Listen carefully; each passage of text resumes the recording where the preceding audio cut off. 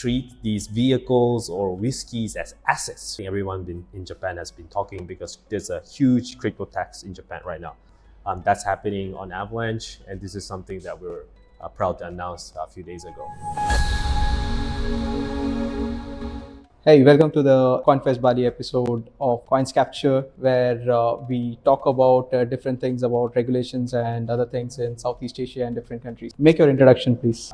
Thank you for having me. I'm Roi Hirata. I'm managing Japan region for Avalanche. What's most interesting thing about the Japanese market and how big it is compared to other Asian regions? Most people probably think Asia is like a kind of, it's one kind of a region, but it's actually really diverse. And especially in Japan, it's actually very institutional driven, but large capital amounts have been working.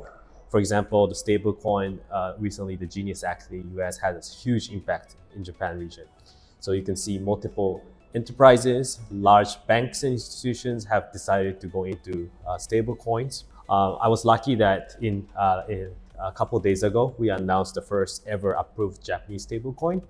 That's launching on Ethereum, Avalanche, and Polygon. And we're also working with multiple projects such as Toyota right now. They're also tokenizing cars. That's happening on Avalanche. And this is something that we're proud to announce a few days ago. Amazing. I mean, tell me more about what Avalanche is exactly doing in those regions with Toyota and everything. So if I'm not wrong, they're trying something big into the Japanese market. So how are they comparing to other blockchains when it comes to institution revenue? Good question. So most of the stuff that we see coming out of crypto side in Japan is basically stablecoin related right now. Previously, there was a big trend about GameFi back in 1 or 2 years ago. Now, not so much. Even before than GameFi, there was like NFTs, obviously. But it actually the whole market has shifted towards more revenue-based and also stablecoin. It kind of going back to the basics, right? What's the most effective way of using blockchains? And I think the payment side hasn't been really being tackled in a way that most majority of these people around the world. I mean, there are Tether and USDC, but that's a dollar-based ecosystem. Correct. And there are other regions that are not dependent on dollars ecosystem, and they still do also need stablecoin to support their everyday payments. And that's where Avalanche comes in with respect to Japan, right? Yeah, I mean, any blockchain can come in, obviously. I think we are the most active in Japan in the sense that we have a local team like my team, and also we are very close with the regulators as well in a good way. Basically, you need to put a lot of effort, and most projects probably think like Asia is like one region. So it's glad that, I think that's one of the strengths that Avalanche has been putting into this region is that we specify some of the most prioritized regions and put up proper resources down there, because it's important that we communicate with the local regions. True. And I think that's the difference. Yeah.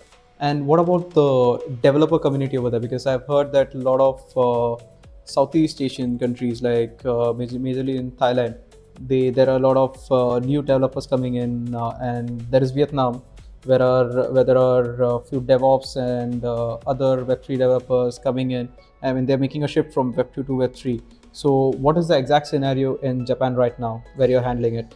Very good question. So compared to, let's say, India or Thailand, I think the amount of freelance devs is not many in Japan. And mostly the devs are being,